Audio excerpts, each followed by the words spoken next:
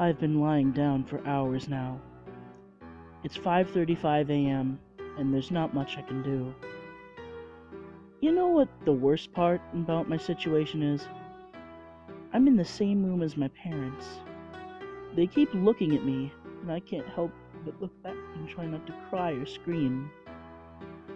Their eyes are focused on me, and their mouths are wide open.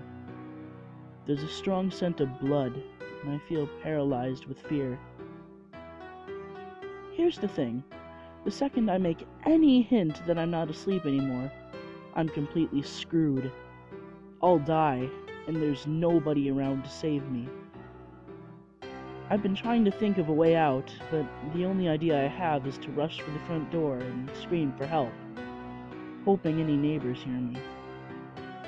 It's risky, but if I stay here, I'll surely die. He's waiting for me to wake up and see his masterpiece. You're probably wondering what's going on. I do tend to get ahead of myself sometimes. About 3 hours ago, I heard screaming from the other side of the house. I got up and went to check on the noise before realizing I had to use the restroom. Instead of doing the smart thing and investigating, I used the bathroom first. I could have gotten myself killed right there and then for my stupid actions.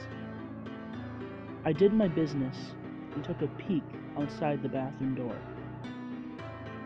There was blood on the carpet. I got very worried and ran back to my room, hiding under the sheets like the wuss I was. I tried to convince myself to go back to sleep, that it was just some really vivid dream or something. But I heard my bedroom door open. Like the terrified child I was, I peeked out from under my blankets to see what was going on. I could see something dragging my dead parents into the room. It was not human, I can tell you that much. It was hairless, no eyes or clothing. It walked like a caveman with its back slouched as it dragged my parents. But this thing was much smarter than any caveman. It was aware of what it was doing.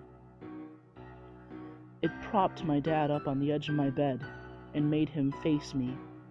It then sat my mother down in the chair and positioned her towards me as well. It then started rubbing its hands on the walls, staining them with blood, and drew a circle with the devil's pentagram in it. This thing had made what it would probably call a masterpiece.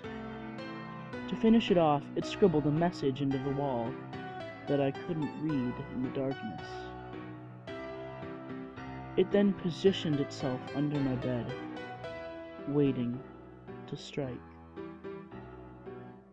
The scariest thing now is that my eyes have adjusted to the darkness since then, and I can read the message. I don't want to look at it, because it's terrifying to think about. But I feel the need. I feel I need to see before I'm killed. I peek at the creature's masterpiece. I know you're awake.